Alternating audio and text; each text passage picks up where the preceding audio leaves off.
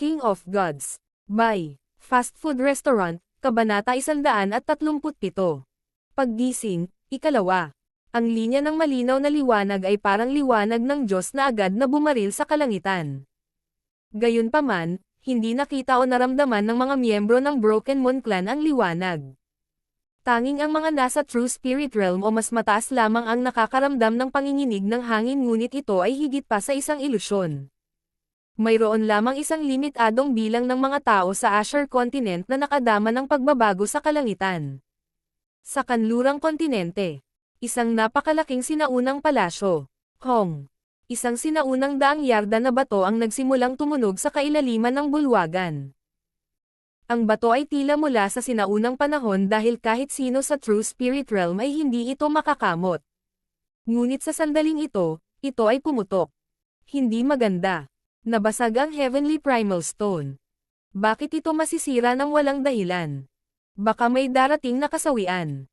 Nagkaroon ng kaguluhan sa malapit. Q. Isang sinag ng liwanag ang dumaan sa hangin at dumapo sa harap ng Heavenly Primal Stone. Panginoon, anong nangyari? 10 malakas na aura ang lumipad patungo sa Heavenly Primal Stone. Sa harap ng bato, dahan-daang inabot ng isang figure na naka-purple ang kanyang kamay at pinagsama ito sa Heavenly Primal Stone. Weng. Nanginginig ang bato at may lumabas na ilang kakaibang salita sa ibabaw ng bato. Ang mga salita ay lubhang komplikado at sila ay patuloy na nagbabago. Nagsimula ring magpumiglas ang lilang figure. Isang nakakatakot na aura ang lumabas at ang kalapit na 10 ng mga cultivator ng True Spirit Realm ay tumingin sa kanilang Panginoon ng may takot. Sa paglipas ng panahon, dumarami ang mga tao ng clan. Ngunit ang Panginoon sa harap ng Heavenly Primal Stone ay pinilit sila ng husto na hindi sila makahinga. Ano ang kahulugan ng pag-crack ng Heavenly Primal Stone? Maging ang ating Panginoon sa Origin Core Realm ay dumating. May mga cultivator sa Origin Core Realm na umiiral pa rin sa kontinenteng ito. Pagkaraan ng mahabang panahon, unti-unting kumalas ang kanilang Panginoon sa kanyang pagkakahawak. 2 salita lang ang makikilala mula sa Heavenly Primal Stone. Mahinang sabi ni Panginoon. Alin sa dalawa? Tanong ng mga matataas na tao ng clan. Ang kanilang Panginoon ay biglang tumangala sa langit at nakita niya ang isang Eye of Heaven na malamig na nakatingin sa ibaba. Nagmukha itong ilusyon. Mata ng Diyos. Nagawa ng kanilang Panginoon na magsalita nang lumabas ang isang bahid ng dugo mula sa kanyang mga labi. Isang mahabang lugar na malayo sa kalawakan. Isang nakakatakot na palasyo. Boom! Ang 9 na mga dragon ay umungol sa palasyo at ang hari ay tumingin sa langit. Sa kalangitan, ang mga ulap ay patuloy na lumiliko. Ano ang ibig sabihin nito? Malamig na tumingin sa itaas ang hari at inutusan niya ang kanyang mga dragon na hoiin ang mga ulap. Ito ang unang pagkakataon na nangyari ito mula noong nilikha ang imperyo. Tumangala sa langit ang isang matandang puno ng kulubot at puting buhok. Saan? Tumunog ang nangingibabaw na boses. Baka malapit lang. Hindi siguradong sagot ng matanda. Sa sandaling ito, lahat ng mga cultivator sa matataas na kaharian ay sumulyap sa langit. Sa wakas ay nagawang itulak ng mga dragon ang mga ulap na nakaharang sa kalangitan at lumitaw ang isang Eye of Heaven habang malamig itong tumingin sa planeta. Ano ang ibig sabihin nito? Bulalas ng lahat ng mga cultivator. Mata ng Diyos. Isa itong mata ng Diyos na hindi pa nakikita kailanman. Mukhang hindi ito isa sa 8 Great God's Eye, ngunit nakakatakot pa rin. Nag-usap ang mga cultivator at nagkagulo. Tanging ang hari at puting buhok na matanda ang tahimik habang nakatitig sa Eye of Heaven sa langit. Pagkaraan ng mahabang panahon, iwinagayway ng maputi ang buhok na matandang lalaki ang kanyang tungkod sa hangin at 9 na dragon ang sumugod sa langit, ngunit nawala ang mga ito nang makarating sila sa mata ng langit. Sa wakas ay nabuksan na ng langit ang kanyang mata.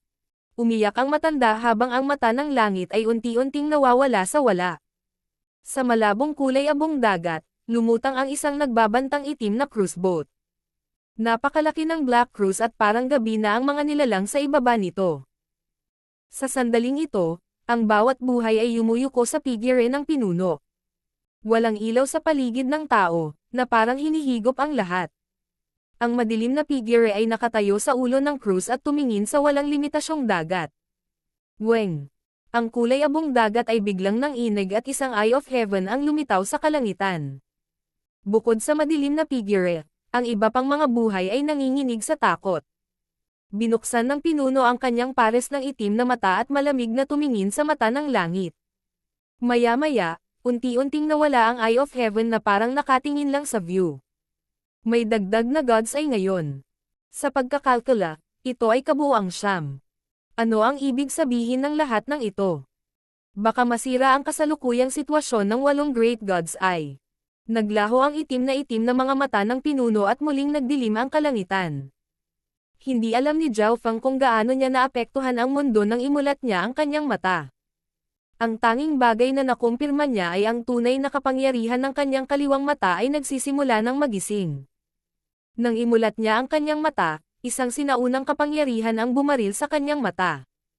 Bahagyang nagsisi si Zhao Feng dahil nararamdaman niya kung gaano kalakas ang kapangyarihang iyon, ngunit tila hindi niya ito makontrol. Ang sinauna ay nasira, at ang mga sinaunang Diyos na napatay ay magiging 1 trilyong alikabok. Ipagpatuloy ang aking kadugo at pamunuan ang mundo. Isang boses ang umalangaw-ngaw sa kanyang isipan. Hindi mapigilan ni Zhao Feng na kuskusin ang kanyang kaliwang mata. Pagkatapos ng pagbabago, halatang lumakas ito, parang isang buhay na nilalang. Sinubukan niyang ipikit ang kanyang mata sa kamuling binuksan, ngunit walang misteryosong transparent na liwanag ang lumitaw. Nararamdaman pa rin ni Zhao Feng ang asher na dugo sa kanyang katawan. Hindi niya alam kung ano ang epekto nito ngayon pero isang bagay ang mapapatunayan, ito ang magpapalakas sa kanya. Matapos matiyak na ayos lang siya, maingat na lumabas si Zhao Feng sa kuweba. Muli niyang inilabas ang salamin.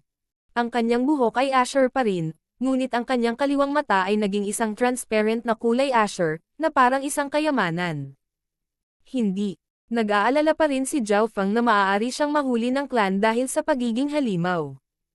Pagkatapos ay sinubukan niya ang iba't ibang paraan upang baguhin ang kulay nito. Makalipas ang 1,000 taon, maaalala ito ni Zhao Feng at tumawa. Ilang sandali pa, nakahanap na rin siya ng paraan. Ang Asher Blood na kinokontrol niya ay maaaring sumanib sa kanyang kaliwang mata at bumalot dito. Nang mangyari ito, ang Asher Light sa itim na dimensyon ay nahiwalay sa kanyang kaliwang mata. Inilabas ni Zhao Feng ang kanyang salamin at ang kaliwang mata ay naging itim, ngunit ito ay madilim at madilim. Kasabay nito, nawalan din ng paningin ang kaliwang mata niya. Maaaring gamitin ni Zhao Feng ang asher na dugo upang baguhin ang kulay ng kanyang kaliwang mata, ngunit gumugol ito ng labis na enerhiya para gawin iyon. Ilang oras lang ang kaya niyang gawin sa isang araw. At least may paraan. Nagpakawala ng hininga si Zhao Feng. Pagkatapos ay sinubukan niya ang kapangyarihan ng kanyang kaliwang mata. Walang pag-aalinlangan, ang kapangyarihan sa kanyang kaliwang mata ay tumaas ng husto pagkatapos niyang makapasok sa Ascended Realm. Ang paningin ni Zhao Feng, ang bilis ng reaksyon at ang pangunawa ay naging mas mahusay. Halimbawa, si Zhao Feng ay nakakakita ng hanggang 100 milya ang layo at nakita ni Zhao Feng na ang kanyang kaliwang mata ay nakakakita sa mga bagay. Nakikita ng kanyang mata ang bato sa malapit. Mahirap paniwalaan na ang aking mata ay nakakakita sa pamamagitan ng bato. Pakiramdam ni Zhao Feng ay isa siyang halimaw, ngunit naramdaman niyang hindi ito ang tunay na pagbabago sa kanyang mata. Sa sandaling ito, isang ibon ang lumipad sa kanyang lampas sa ulo ni Zhao Feng. Nanghina ang mga balintataw ni Zhao Feng habang malamig na nakatingin sa ibong lumilipad sa hangin. Sa sandaling iyon, ang kanyang kaliwang mata ay nagpadala ng isang surge ng mental energy na naging isang tuwid na linya na patungo sa ibon. Plop! Tumili ang ibon sa himpapawid dahil sa takot, nawalan ito ng balanse at bumagsak sa lupa. Hindi pinatay ng kaliwang mata ni Zhao Feng ang ibon, naglabas ito ng hindi maipaliwanag na alon ng mental energy, na nagpanik sa ibon at nawalan ng kontrol sa katawan nito. Pagpatay ng walang bakas. Ito ay maaaring magpasya sa huling resulta sa isang buhay at kamatayan na labanan. Napaisip si Zhao Feng. Sinubukan niya ang lahat ng mga bagong epekto hanggang sa makaramdam siya ng pagod. Hindi ganap na makontrol ni Zhao Feng ang mga bagong kasanayan tulad ng mental energy assassination. Nang papalubog na ang araw. Nagmamadaling tinakpan ni Zhao Feng ang kanyang kaliwang mata gamit ang isang piraso ng laso, pagkatapos ay tumungo siya sa Outer Hall Division habang ang kanyang asher na buhok ay lumilipad sa hangin. Teng! Teng! Teng! Ang kanyang figure ay lumubog sa hangin, lumalampas ng 10-10 yarda sa isang hininga. Inilibot ni Zhao Feng ang lahat ng kanyang true force at sinubukan niyang kontrolin ang agos ng hangin sa paligid niya. Maaari itong magpalutang sa himpapawid para makahinga bago siya matamba. Matapos maabot ang Ascended Realm, maaaring lumipad ang isa sa isang maikling distansya sa himpapawid, ngunit hindi ito totoong paglipad.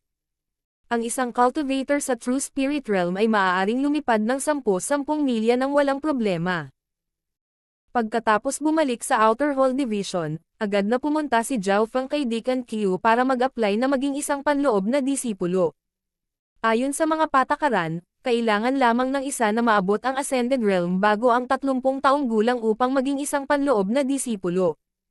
Iuulat ko ito sa mga nakatataas at kung walang problema, maaari kang pumunta sa Central Control Division bukas. Kalmado ang ekspresyon ni Deacon Qiu at itinaas lang niya ang kanyang kilay nang makita ang eye patch at asher na buhok ni Zhao Feng ngunit wala siyang sinabi. King of Gods, Kabanata 138. Simula ng isang alamat, kulog. Nagpakawala ng hininga si Zhao Feng nang lumabas siya sa Outer Hall Division. Mukhang hindi nakaagaw ng atensyon ng clan ang eye patch at asher niyang buhok. Pagkatapos ng lahat, ang mga kakaibang bagay ng bawat uri ay nangyayari araw-araw. Hindi nagtagal ay dumating si Zhao Feng sa Clan Mission Division dahil sa ibang bagay. May kilala siyang ilang array masters pati na rin ang mga panday. Malinaw, si Zhao Feng ay wala dito para kumuha ng sandata dahil hindi siya sapat na mayaman para kumuha ng mga panday para gawin siya nito. Brother Zhao, kailangan mo ako. Nakilala ng panday na apprentice na ito si Zhao Feng dahil sinundan ng huli ang matandang si Zhang sa paligid at may pangalang kababalaghan. Hindi alam ni Zhao Feng na sikat siya sa buong Outer Hall Division, Grasswood Division at Clan Mission Division. Siya ang nangungunang panlabas na alagad at siya ay 14 hanggang 15 taong gulang lamang. Tungkol naman sa Grasswood Division at Clan Mission Division, may pangalan siyang kababalaghan at pinag-awayan siya ng 2 vice head. Kailangan ko ng eye patch. Itinuro ni Zhao Feng ang kanyang kaliwang mata. Takip sa mata. Tumigil ang apprentice. Naisip niya na gusto ni Zhao Feng ng armas, ngunit hindi mahirap gumawa ng eye patch. Dahan-daang ibinaba ni Zhao Feng ang laso sa kanyang kaliwang mata at inikat ang asher na dugo upang harangan ang liwanag mula sa dimensyon. Nang makita ng apprentice ang kaliwang mata ni Zhao Feng, nagulat siya. Ito ay isang malabo na mata, na parang walang buhay dito. Sa wakas ay naunawaan niya kung bakit gusto ni Zhao Feng ng eye patch at hindi niya maiwasang makiramay sa kanya. Brother Zhao, huwag kang mag-alala, gagawin ko ang lahat ng aking makakaya at gagawin ko ang pinakaangkop na eye patch. Kinuha ng apprentice ang kanyang mga sukat at nagsimula kaagad. Pagkatapos ay sinabi niya kay Zhao Feng na pumunta bukas at binigyan siya ng huli ng 2 substandard na primal crystal stones. Sa parehong gabi, ipinikit ni Zhao Feng ang kanyang mga mata at siniyasat ang asher na dugo at ang kapangyarihan ng kanyang kaliwang mata. Sa loob ng dimensyon ng kanyang kaliwang mata, umiikot ang Asher Whirlpool mula sa loob palabas at nang subukan ni Zhao Feng na hawakan ito sa kanyang kamalayan, nakaramdam siya ng isang sinaunang aura.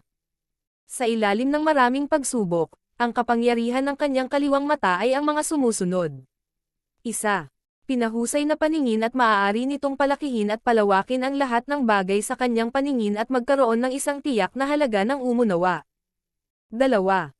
Mabilis na bilis ng reaksyon at pagsusuri. 3. Photocopy, isinasaulo ang lahat ng kanyang nakita. 4. Mental Energy Assassination. Siyempre, ito ang mga kakayahan na alam ni Zhao Feng sa ngayon. Bukod doon, mayroon ding mga pasibo na kakayahan tulad ng matinding kalmado. Matapos maabot ang Ascended Realm, mas lumakas ang kaliwang mata ni Zhao Feng at nagkaroon ito ng 2 bagong kapangyarihan na umunawa at Mental Energy Assassination. Hindi pa niya lubusang naisip ang Mental Energy Assassination, ngunit nabasa niya ang tungkol dito. Halimbawa, Ang nakahod na figure sa Sky Cloud Forest ay gumamit ng mental energy para kontrolin ang Lord Tier Deadly Beast at pamunuan ang isang hukbo ng mga hayop. Ito ay nasa domain ng mental energy at hindi martial arts. Sinabi ng instinct kay Zhao Feng na may higit pa sa mental energy kaysa sa alam niya sa ngayon at tila ito ang tunay na kapangyarihan ng kanyang kaliwang mata. Sa pagkumpirma ng mga kakayahan sa kanyang kaliwang mata, sinimulan ni Zhao Feng na iikot ang dalawang totoong puwersa sa kanyang katawan. Ang isa ay nagmula sa Silver Wall Technique at ito ay kilala bilang Silver Air True Force. Kakaiba ang True Force na ito simula nang ipanganak ito mula sa katawan at dahan-dahan itong sumanib sa kanyang dantian. Ngunit ang problema ay mayroon ng Returning Breath True Force doon. Ang sitwasyon ni Zhao Feng ay lubhang espesyal, maaaring walang sino mang may katulad na sitwasyon sa nakalipas na 100 taon. Una, walang gaanong tao na nagsanay ng kanilang mga diskarte sa pagpapalakas ng katawan sa Ascended Realm. Ang mga diskarte sa pagpapalakas ng katawan ay mabagal sa pag-unlad at kailangan nila ng talento, mapagkukunan at pagsisikap. Higit pa rito, ang Broken Moon Clan ay hindi isang clan na nakatutok sa pagpapalakas ng katawan. Pangalawa, hindi marami ang nakapasok sa Ascended Realm gamit ang kanilang mga kasanayan at mga diskarte sa pagpapalakas ng katawan. Dahil dito nagkaroon ng dalawang True Forces sa katawan ni Zhao Feng, na nangangahulugang doble ang dami niya sa True Force kumpara sa iba pang cultivator sa First Sky of the Ascended Realm. Ang isang normal na tao ay maaaring magbigay ng isang True Force, ngunit ang Returning Breath True Force ni Zhao Feng ay maaaring sumanib sa halos kahit ano. Ang Returning Breath True Force ay hindi dapat maabot ang Ascended Realm, ngunit muling gumawa ng milagro si Zhao Feng. Ang kanyang Returning Breath technique ay lumampas sa max level at kapag ang anumang skill ay lumampas sa pinakahuling antas, ito ay ibang skill. Sa ganitong paraan hindi ko kailangang isuko ang isa, maaari kong pagsamahin ang dalawa at palakasin sila. Isang liwanag ang kumislap sa mga mata ni Zhao Feng. Ang kanyang kaliwang mata ay nagsimulang magkalkula sa lahat ng data na mayroon siya. Di nagtagal, nakagawa si Zhao Feng ng conclusion. Kapag nagsanib at lumakas ang dalawa, maaabot ko ang rurok ng First Sky sa maikling panahon at hindi nalalayo ang Second Sky. Ang Seven Skies ng Ascended Realm. Tulad ng pangalan nito, ang bawat tagumpay ay parang pagkakaiba sa langit at lupa. Ang pagkakaiba ng bawat sky ay mas malaki kaysa sa pagkakaiba sa siyam na ranggo ng martial path. Sa makatuwid, ang skies ay mahirap magtagumpay at maraming cultivator ang nanatili sa first at second sky ng Ascended Realm nang hindi nakagawa ng panibagong tagumpay sa kanilang buhay. Bakit binigyang halaga ni Lord Guanzhen ang talento? Ito ay dahil naranasan niya ang pagkakaiba sa bawat kalangitan ng Ascended Realm. Kung ang talento ng isang tao ay hindi sapat na malakas kahit na naabot nila ang Ascended Realm, hindi na sila makakalusot at maabot ang True Spirit Realm. Matapos makapasok sa clan, naunawaan ni Zhao Feng kung ano ang orihinal na naisip ni Lord Guanzhen at kung bakit siya naglagay ng labis na pag-asa kay Beimoy. Kung ikukumpara sa iba, si Zhao Feng ay kalahati lamang na espiritual na katawan at napakaswerte na niya na naging isa sa mga disipulo ni Lord Guanzhen. Buhay. Swerte. Nagsimulang maniwala si Zhao Feng sa swerte. Kung hindi sa pamamagitan ni Lord Guanzhen, baka hindi niya alam ang tungkol sa clans. Haharapin niya ang mas malalaking hamon at nang walang anumang aksidente, si Zhao Feng ay dapat na maging isang inner disciple bukas. Mga panloob na alagad, doon naglaban ang mga tunay na henyo. Sina Beimoy, Quan Chen, Sun Yuanhao, Liu Yao, Ran Xiaoyuan. Pati na rin ang iba pang mga henyo ay pawang mga panloob na disipulo. Sina Xiao San at Yun Mengxiang ay parehong naging panloob na mga disipulo ilang araw na rin ang nakalipas at si Zhao Feng ay magiging isa ay halos tiyak. Pero iba pa rin ang gusto niyang pasukin, ang Floating Crest Trial. Wala siyang masyadong alam tungkol sa Floating Crest Trial, ngunit alam niya na iyon ang lugar kung saan maaaring magbago ang buhay ng isang tao at may deal siya sa matandang Zhang at matandang Guan. Ang Floating Crest Trial ay isang beses bawat 5 taon at kung hindi lalahok si Zhao Feng, nangangahulugan ito na ang kanyang kapalaran sa landas ng cultivation ay hindi sapat na malakas at mas gugustuhin niyang gumamit ng mga table tasks at array sa halip. Sa gabi, si Zhao Feng ay naglilinang pa rin. Mabagal ang proseso para sa dalawang true forces na magsanib at tinansya ni Zhao Feng na kailangan niya ng isang buwan para pagsamahin ang dalawa, na magdadala sa kanya na maabot ang tuktok na first sky ng Ascended Realm. Ang normal na panloob ng mga disipulo ay nangangailangan ng 1 hanggang 2 taon upang maabot ito, ngunit kung mayroong tulong mula sa mga master ng tableta, ang oras ay maaaring lubos na mapaliit. Habang ang dalawang puwersa ay nagsasama, sinimulan ni Zhao Feng na ayusin ang kanyang mga kasanayan. Silver Wall Technique. Ika-10 antas, maabot ang Ascended Realm gamit ang kanyang katawan. Sa kanyang katawan lamang, kaya niyang labanan ang mga magsasaka sa First Sky. Lightning Wind Palm. Ika-3 antas, kapareho ng mababang antas. Ayon sa alam ni Zhao Feng, kakaunti lamang ang bilang ng mga tao na nagsanay ng middle-class mortal na kasanayan sa mababang antas. 4 na wind stance. Ang unang 3 ay ganap na naintindihan at ang huli ay naunawaan ng 70 hanggang 80%.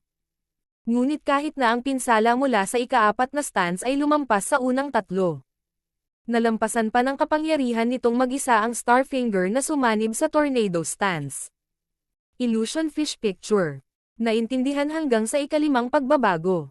Kahit na ang Illusion Fish Picture ay walang anumang nakakasakit na kapangyarihan, nakatulong ito ng malaki sa mga kasanayan sa paggalaw at array. Halimbawa, noong pinagsama ni Zhao Feng ang paliwanag na nakuha mula sa Illusion Fish Picture, ang kanyang mga pag-atake at paggalaw ay nagkaroon ng mga ilusyon na nanlinlang sa kalaban. Ang Illusion Fish Picture ay nakatutok sa salitang illusion at si Zhao Feng ay nagsimulang maunawaan ito. Hanggang ngayon, naiintindihan lamang ni Zhao Feng ang mga galaw na ito at ang iba pang mga kasanayan ay umabot na sa pinakamataas na antas. Ngunit sila ay masyadong mahina para magamit. Nangangahulugan ito na si Zhao Feng ay mayroon lamang 2 kasanayan na kanyang nilinang. Silver Wall Technique at Lightning Wind Palm. Ang Silver Wall Technique ay umabot na sa ika-10 na antas sa 11 antas at hindi ito gaanong magagamit kapag naabot niya ang second sky. Ito ang limitasyon ng normal na low-class mortal na kasanayan. Ito ay Lightning Wind Palm na maaaring sanayin hanggang sa 6th sky ng Ascended Realm. Maagang bumangon si Zhao Feng sa ika-2 umaga at pumunta sa Clan Mission Division. Kuya Zhao, tapos na ang eye patch mo.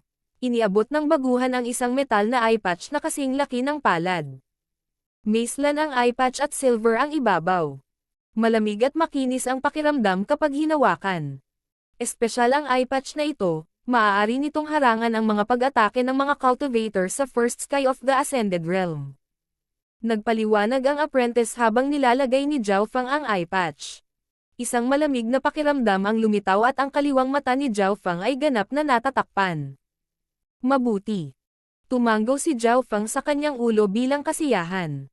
Sa gitna ng hangin, ang kanyang asher na buhok ay nanginginig at sa kanyang silver eye patch, siya ay tila 30% masama at 70% casual. Ang apprentice na katabi niya ay hindi napigil ang huminto. Naramdaman niya na si Zhao Feng ay may hindi maipaliwanag na pagbabago sa aura. King of Gods, Kabanata 139. Panloob na disipulo. Sa sandaling natakpan ang kanyang kaliwang mata, natigil ang kapangyarihan nito ngunit may kumpiyansa pa rin siyang manalo. Ang kanyang katawan ay binago ng misteryosong kaliwang mata at sa ilalim ng normal na mga pangyayari, ang bilis ng kanyang reaksyon ay mas mabilis pa rin kaysa sa iba. Noong lumaban siya noon, hindi niya ginamit ang kaliwang mata sa normal na pangyayari. Kung mahirap lang ang sitwasyon ay gagamitin niya ito. Kung haharangan ko ang kapangyarihan ng kaliwang mata ko, bababa ng kalahati ang kabuoang lakas ko. Tinansya ni Zhao Feng. Ito ay maaaring tunog pinalabis na ang kanyang lakas ay bumaba ng kalahati, ngunit ito ay hindi matapos ang mata ay pinataas. Sa tuwing pumapasok ang kanyang kamalayan sa sukat sa kanyang kaliwang mata, nararamdaman niya ang sinaunang aura. Ang kaliwang mata ay naging killing move ni Zhao Feng na hindi madaling gamitin. Kapag na-activate na ang mata, maaaring makuha nito ang atensyon ng clan at malantad ang sikreto ni Zhao Feng. Pagkatapos umalis sa Clan Mission Division, bumalik si Zhao Feng sa Outer Hall Division upang hintayin ang balita. Kung walang anumang aksidente, siya ay magiging isang panloob na disipulo ngayon. Maraming disipulo ang nakatanggap ng balita tungkol sa pag-abot ni Zhao Feng sa Ascended Realm. Katamtaman ang talento ni Zhao Feng, ngunit nagawa pa rin niyang maabot ang Ascended Realm ng napakabilis. Natigilan silang lahat. Kahit na si Zhao Feng ay ang nangungunang panlabas na disipulo, hindi sila handa na mapasailalim sa kanya dahil ang kanyang talento ay mababa sa mga disipulo ng clan. Hihihi, hindi mo alam ang totoo. Si Zhao Feng ay inaalagaan ng 2 vice head at isa sa kanila ay nasa Grasswood Division. Hindi nakapagtataka. Kung ako iyon ay nakarating din ako sa Ascended Realm.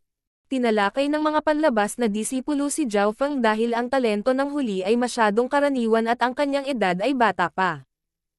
Hindi nag-abalang ipaliwanag ito ni Zhao Feng sa mga panlabas na disipulong ito. Ang kailangan niyang gawin ay maghintay at ng hapong iyon ay ibinigay na ni Deacon Qiu kay Zhao Feng ang balita. Zhao Feng, binabati kita. Ikaw ay naging isang panloob na disipulo at maaari kang pumunta sa Central Hall Division upang hintayin ang huling pagsubok. Sabi ni Deacon Qiu na puno ng ngiti. Mula nang matapos ang mga pagsusulit sa pagpasok ng clan, nagsimula nang bigyang pansin ni Deacon Qiu si Zhao Feng dahil sa 2 vice head. Pagkatapos noon, mahusay na gumanap si Zhao Feng sa Grasswood Division, Clan Mission Division at Outer Hall Division na naging dahilan upang maalala siya ni Deacon Qiu. Sa talento at edad ni Zhao Feng. Ito ay hindi kapanipaniwala. Salamat, Deacon. Si Zhao Feng ay napuno ng kagalakan nang agad niyang pinasalamatan ang Deacon. Pagkatapos umalis sa Outer Hall Division, nagpaalam si Zhao Feng kina Nan Gongfan at Yang Qingshan. Marami ring disipulo ang nagpaalis kay Zhao Feng.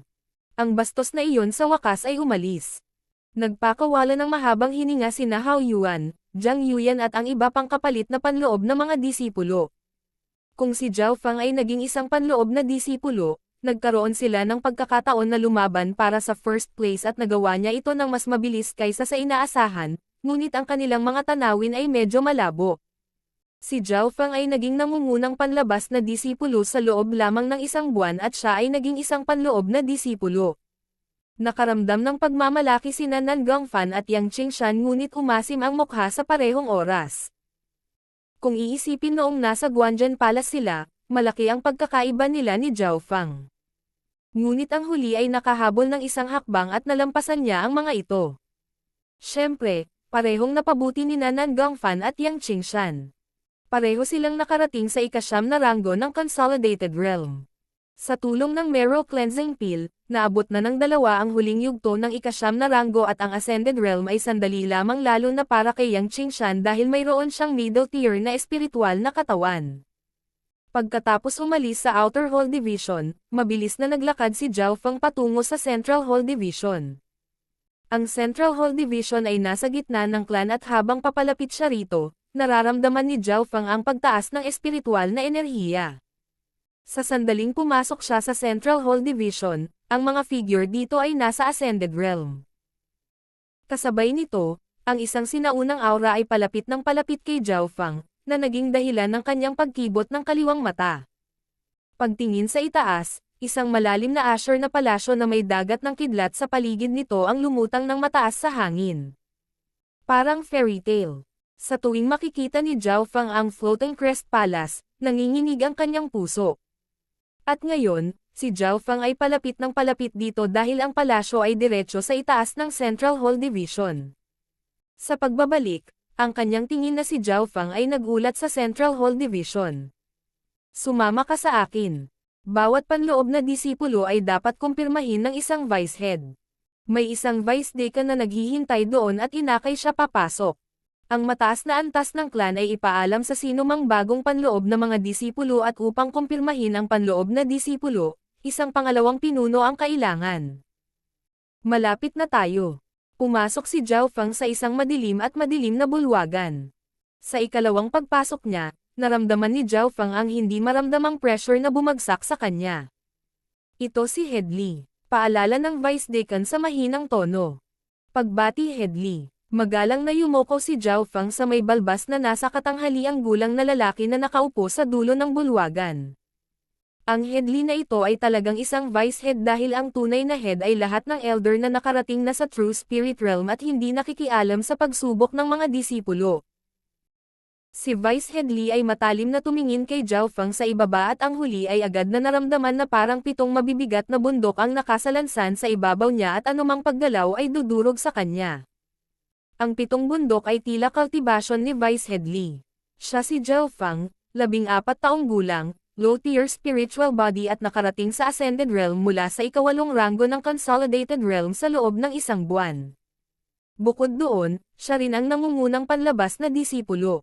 Sumulyap si Vice Headley sa isang maliit na libro sa kanyang kamay at alam niya ang edad, talento at cultivation ni Zhao Feng, hindi niya maiwasang mabigla.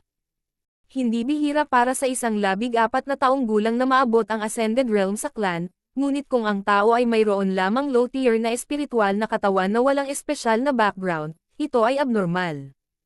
Tanggalin mo yang eye patch mo. Malamig na sabi ni Vice Headley.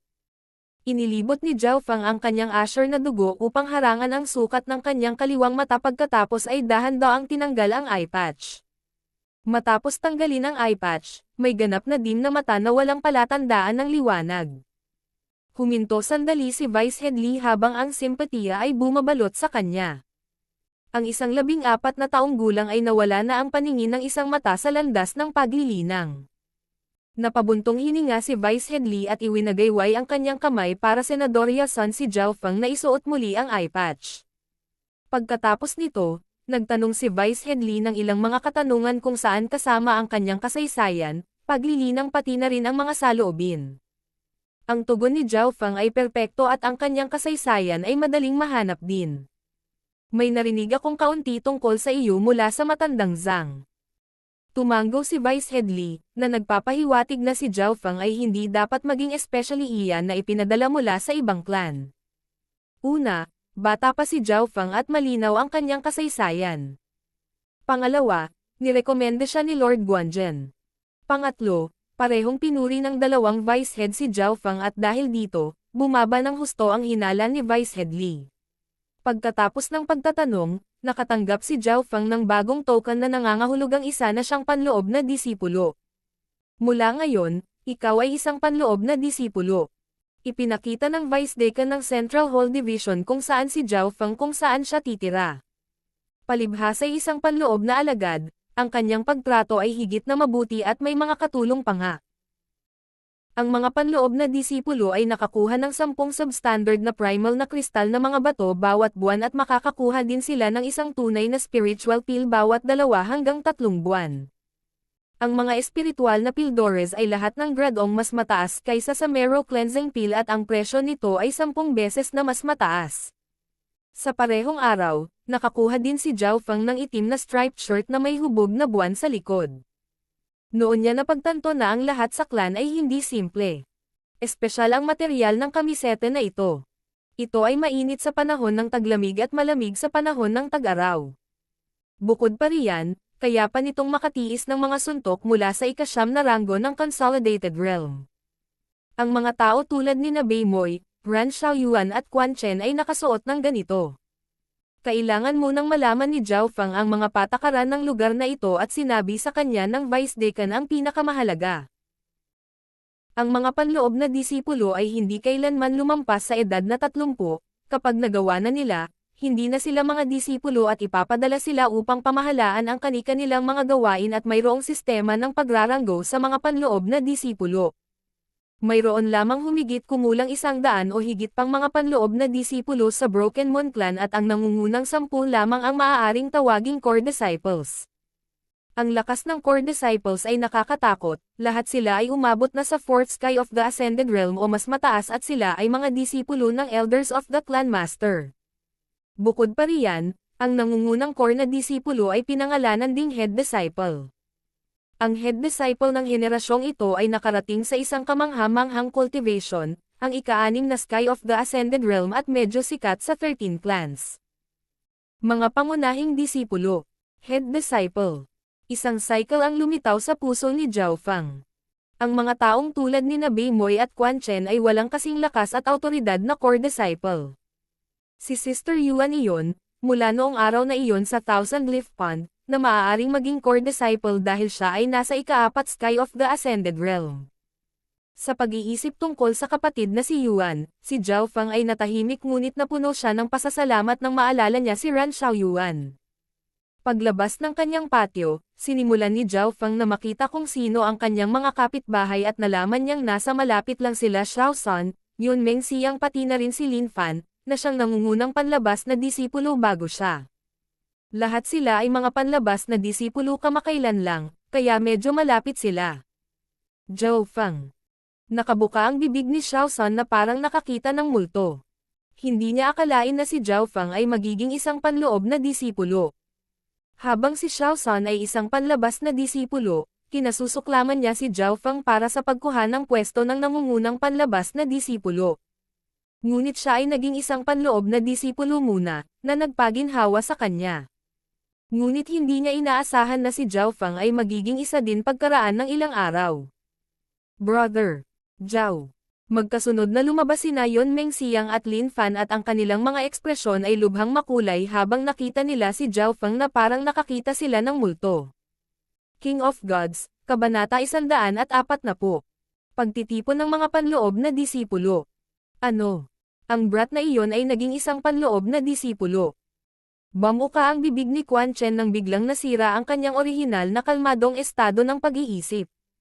Kagagaling lang ng balitang ito sa Central Hall Division, nakapasa si Zhao Feng sa huling pagsusulit sa kumpirmasyon at naging opisyal na panloob na disipulo. Masyadong mabilis ang lahat. Iniulat ni Zhao Feng na nakarating na siya sa Ascended Realm kinabukasan at noong ika-9, natanggap na siya. Nang malaman ang balitang ito, wala nang pakiramdam si Quan Chen na linangin pa. Kailangang malaman ng isang tao na si Zhao Feng ay isang langgam sa ikalawang ranggo ng Consolidated Realm noong isang buwan. Kung si Zhao Feng ay may mataas na talento tulad ni Bei Moi at may elder bilang kanilang Panginoon, ito ay posible, ngunit ang problema ay ang kanyang talento ay hindi mataas at ang kanyang edad ay napakabata. Maging si Quan Chen ay nasa pinakamataas na ika-9 na ranggo lamang ng Consolidated Realm sa 14 hanggang 15 taong gulang. Hindi. Dapat kong sabihin kay Master ang balitang ito. Hindi makaupo si Quan Chen at agad siyang nagtungo sa palasyo ni Haiyun Master. Nasugatan si Elder sa panahon ng cultivation, kaya nagpapagaling siya ngayon. Sabi ng guard. Nasugatan. Natigilan si Quan Chen. Ayon sa kanyang nakita, higit sa isang Elder ang nasugatan kahapon sa clan. Maraming nasugatan si Elder sa parehong araw ay mukhang kakaiba, ngunit ito ang katotohanan. 2 araw bago si Zhao Feng ay naging isang panloob na disipulo, maraming elder sa liblib na pagmumuni-muni ang lahat ay nagluwa ng dugo, ngunit wala ni isa sa kanila ang nakakaalam kung ano ang nangyari. Nang makitang gumaling na si Master, maaari lamang makipag-ugnayan si Quan Chen sa iba pang mga disipulo. Ang Haiyun Master ay mayroong 4 na pangunahing disipulo at sa kanilang lahat, si Bei Moi ang may pinakamataas na talento. Si Quan Chen ay ang ikatlong disipulo at siya ay nasa third sky ng Ascended Realm. Mayroong 2 disipulo sa itaas ni Quan Chen at ang unang disipulong si Wu Li, ang pinakamatanda at naabot niya ang pinakamataas na fifth sky ng Ascended Realm. Hawak niya ang posisyon ng Vice Daon mula noong siya ay higit sa 30. Ang pangalawang disipulo, si Yuan Ji, ay wala pang 20 taong gulang ngunit naabot na niya ang fourth sky ng Ascended Realm. At isa sa 10 core disciples ng clan. Sa parehong araw, nagtipon ang mga disipulo ng Haiyun Master. Ang unang disipulong si Wu Li ay nasa misyon at wala siya sa clan. Ang pangalawang disipulo, si Yuan Ji. Pangatlong disipulo, si Quan Chen. Pang-apat na alagad, si Bei Moi. Sinasabi mo na siya ay naging isang panloob na disipulo. Labis na nagulat si Bei Moi. Alam niya kung gaano katalino ang mga disipulo ni Lord Guanzhen at bukod sa kanyang sarili, si Yang Qingshan ang may pinakamataas na talento. Una niyang inisip na si Yang Qingshan ang unang magiging isang panloob na disipulo, ngunit ang huli ay walang anumang background. Kaya inaasahan na 1 taon ang kailangan bago si Yang Qingshan ay naging isang panloob na disipulo. Talagang sigurado ako. Masyadong kakaiba ang batang iyon. Medyo nadismaya si Quan Chen habang binanggit niya si Zhao Feng. Sinubukan niyang sugpuin ang huli noon, ngunit wala sa mga ito ang gumana. Brother Bei, may espesyal ba sa Zhao Feng na ito? Puno ng ngiti ang sinabi ng pangalawang disipulong si Yuan-ji. Bilang isang pangunahing disipulo ng clan, si Yuan-ji ay hindi naglagay ng isang tao na naging isang panloob na disipulo sa kanyang mga mata ngunit siya ay bahagyang interesado. Itong lalaking ito. Sa pagbanggit kay Zhao Fang, napataas ang kilay ni Beimoy dahil kahit siya ay natalo kay Zhao Fang noon. Halimbawa sa mga tuntunin ng memorya, at mga punto ng labanan ng Beast Horde. Siyempre, hindi ito babanggitin ng isang taong kasing yabang ni Beimoy. Katamtaman ang kanyang talento ngunit ang kanyang memorya ay napakahusay at tila nakatuon siya sa isang diskarte sa pagpapalakas ng katawan. Napakalakas din ng kanyang lakas sa pakikipaglaban. Nagbigay ng pagsusuri si Beimoy kay Zhao Fang. Hihihi. Tumawa si Yuan-ji. Noong ang brat na ito ay isang panlabas na disipulo, wala kaming magagawa. Pero ngayong isa na siyang inner disciple, mas madaling alagaan siya. Tama iyan. Nagliwanag ang mga mata ni Quan Chen. Ang mga panlabas na disipulo at panloob na mga disipulo ay parang dalawang bilog na hindi naghahalo at si Zhao Fang ay pumasok na sa kanilang bilog. Bakit mo kailangang sabihin kay Master ang tungkol sa napakaliit na bagay? Kaya natin siyang laruin mag-isa. Isang malamig na ngiti ang lumitaw sa mukha ni Yuan-ji. May plano ka na ba? Hindi napigilan ni Quan Chen na matuwa. Si Yuan-ji ay isang pangunahing disipulo sa pagkalkula, na sumisira sa mga nakasakit sa kanya. Sa Central Hall Division, sina Zhao Fang, Xiao San, Yun Mengxiang at Lin Fan ay nasa iisang silid. Hanggang ngayon ay hindi pa nakakabawi ang pagkagulat ng tatlo. Nagulat sila sa performance ni Zhao Fang. Sa 14 na taong gulang, siya ay naging nangungunang panlabas na disipulo at siya ay naging isang panloob na disipulo sa loob lamang ng isang buwan. Kahit na si Lin Fan ang nangungunang panlabas na disipulo bago si Zhao Fang ay hindi makapaniwala. Noong una, ngumiti siya at nagsabi, "Naniniwala akong magkikita tayong muli pagkalipas ng ilang taon." Ilang taon. Sa sandaling iyon, naisip ni Lin Fan na sa mababang antas ng espiritual na katawan ni Zhao Fang, ang huli ay nangangailangan ng hindi bababa sa 2 hanggang 3 taon, ngunit ngayon. Sina Xiao San at Yun Mengxiang ay parehong nakaramdam ng pagkatalo matapos nilang tanggapin ang katotohanan ito. Dahil ang lahat ay naging isang panloob na disipulo, maaari nating alagaan ang bawat isa. Tumawa si Lin Fan at bumalik sa normal ang kapaligiran sa silid. Dahil si Zhao Fang ay naging isang panloob na disipulo ng huli kaysa sa kanila, mayroon siyang ilang bagay na itatanong kay Lin Fan at sa kanilang mga kasamahan. Sinagot ang kanyang mga tanong. Naging panloob na disipulo lang tayo at mababa ang cultivation natin, kaya dapat maging maingat tayo sa lahat ng ating ginagawa. Hindi rin natin maaaring saktan ang ibang panloob na mga disipulo, lalo na ang mga pangunahing disipulo. Bumantong hininga si Lin Fan. Nang banggitin niya ang mga pangunahing disipulo, nagbuntong hininga ang lahat. Ang mga pangunahing disipulo ay nasa 4th sky of the Ascended Realm o mas mataas at mayroon silang malakas na background. Medyo mapayapa at tahimik ang clan ngayon. Karamihan sa mga disipulo ay naghahanda para sa Floating Crest Trial 3 buwan mula ngayon. Napabuntong hininga si Yun Mengxiang nang may panghihinayang at hindi pagpayag. Ang Floating Crest Trial ay nangyari lamang isang beses bawat 5 taon at maraming mga panloob na disipulo ang nakipaglaban upang makapasok, ngunit ang tatlo ay walang gaanong pag-asa. Masyadong mahirap sumali. Umiling din si Xiao San. Ayon sa nakaraang karanasan, kailangan ng isa na nasa 3rd sky man lang ng Ascended Realm para makipaglaban para sa pagkakataong makapasok. Ngunit sa kabutihang palad ang mga disipulong iyon na pumasok 5 taon na ang nakakaraan ay hindi pinayagang pumasok sa oras na ito. Ang mga patakaran ng Floating Crest Trial ay nakasaad na ang mga nakapasok ay hindi dapat mas matanda sa 25 taong gulang at isang beses lamang makapasok, kaya ang mas malalakas na panloob na mga disipulo ay hindi makapasok ngunit kahit na noon ay mahigpit ang kompetisyon. Si Xiao San at ang iba pa ay naging mga panloob na disipulo pa lamang at hindi sila nagtitiwala. Marahil ang mga henyo lamang tulad ni Beimoy at Sun Yuanhao, na may mga elder na sumusuporta sa kanila, ang maaaring magkaroon ng pagkakataong makapasok. Sa wakas, binalaan ni Lin Fan si Zhao Fang. Tandaan na mayroon ka pang isang pagkakataon na makapasok sa Hollow Building pagkatapos mong maging isang panloob na disipulo. Ang dalawa ay parehong nangungunang panlabas na disipulo sa isang pagkakataon at alam nila ang kalamangan na kanilang nakuha.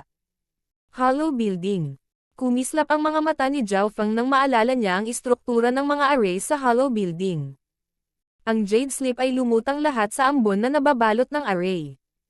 Kung ang isa ay maaaring hindi paganahin ang mga array, maaari silang makakuha ng ilang higit pang mga kasanayan mula sa Hollow Building. Ito ay masyadong nakakaakit. Kailangang malaman ng isa na ang mga kasanayan sa Hollow Building ay ang lahat ng pinakamahusay na mga kasanayan at kasama ang high at peak class mortal na mga kasanayan. Siyempre, walang tiwala si Zhao Feng na i-disable ang array dahil masyadong komplikado ang array sa Hollow Building at kahit na magagawa ito ni Zhao Feng, maaaring maramdaman ito ng elder na nagbabantay sa gusali. Ngunit kung mas komplikado ang isang array, mas maraming mga butas at mga depekto ang lumitaw. Hindi na kailangang sirain ni Zhao Feng ang array, kung nakakita lang siya ng butas sa array, malaki pa rin ang pagkakataon. Noong gabing iyon, sinimulan ni Zhao Feng na basagin ang istruktura ng array sa dimensyon ng kanyang kaliwang mata. Napakasalimuot ng array na iyon at kahit na nag-upgrade ang kaliwang mata ni Zhao Feng, nakadama pa rin siya ng matinding pagtutol kahit na may pag-unlad pa rin. Kung narito ang matandang si Zhang ng Clan Mission Division, malamang na hindi siya makapagsalita. Kailangang malaman ng isa na ang mga arrays ng Hollow Building ay sinaunang at ang pinakamahuhusay na array masters sa clan ay nakakaunawa ng 20 hanggang 30% nito. Ang isang baguhan na tulad ni Zhao Feng ay maaaring magsuri at mag-disassemble ng array sa pamamagitan lamang ng pagtingin dito ay hindi kapanipaniwala. Mayroong 2 true forces sa aking katawan na kailangang pagsamahin. Kapag nasa huling yugto na ako ng First Sky, kailangan kong pumasok sa Hollow Building para makakuha ng isa pang force skill. Nagplano si Zhao Feng at sa mga susunod na araw, ipinagpatuloy niya ang pagsasanib ng kanyang true force at sinubukang intindihin ang hanay ng Hollow Building. Dahil siya ay naging isang panloob na disipulo, hindi niya alam kung paano sina Quan Chen, Haiyun Master at kasamahan. Gagamutin siya. Kaya mas mabuting manahimik na lang muna, ngunit hindi siya maaaring manatili dito ng tuluyan. Ang ikapitong araw. Dong. Umalangaw-ngaw ang tunog ng kampana sa buong Central Hall Division. Pagtitipon ng panloob na disipulo. Ang mga panloob na disipulo ay bumangon sa kama o nagmulat ng kanilang mga mata mula sa paglilinang. Ang panloob na pagtitipon ng mga disipulo ay ginanap ng pinuno ng Central Hall Division at nangyari ito minsan sa isang buwan. Ito ang isa sa pinakamalaking pagtitipon. Tuwang-tuwa si Xiaosan. Lumabas din sina Yon Mengxiang at Lin Fan sa kani-kanilang courtyard at sabay silang apat na naglakad patungo sa Central Hall Division. Ang mga disipulo ay dahan-daang nagsimulang magtipon sa paligid ng Central Hall Division at ang kanilang paglilinang ay halos nasa second sky o mas mataas. Si Zhao Feng at ang iba pang mga bagong panloob na mga disipulo ay kapansin-pansin at ang mga nakatatandang panloob na mga disipulo ay tumingin sa kanila ng may paghamak. Isang mahabang ilong ang nag-scan kay Zhao Feng at kasamahan niya. Mukhang sa pagkakataong ito ay hindi ko na maitatago. Walang magawang sabi ni Lin Fan.